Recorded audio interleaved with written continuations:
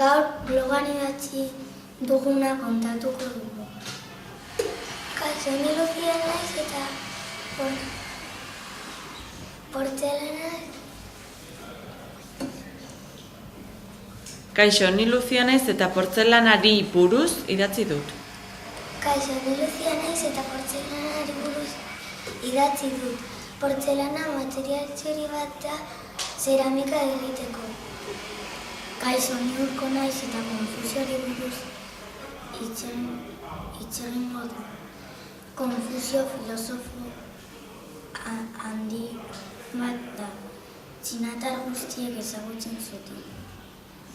Kaixo, ni Albero naiz eta dorreen